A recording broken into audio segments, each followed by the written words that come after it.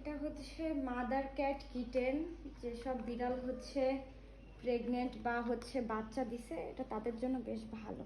দেখি দাঁড়া, একটু খুলিনি বাবা, এটা খুবই একটু খুলে নি বাবা, দাঁড়াও, একটু একটু একটু সরে যাও, আমি সবাইকে দিব, সবাইকে দিব। একটু দেখাই এটা কেমন, দাঁড়াও,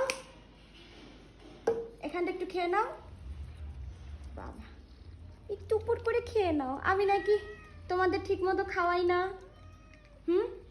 আমি নাকি শুধু গুচিকে ভালোবাসি? বলো ও পপসি। দাঁড়াও দিচ্ছি, সবাইকে দিব, সরে যাও, দিচ্ছি দাঁড়াও। এটা একটু দেখাইলাম, এটা হচ্ছে মাদার অ্যান্ড কিটেন ক্যান, দাও। আর এটা হচ্ছে ছোট ক্যাট ফুড, দাও, সবাইকে দিচ্ছি।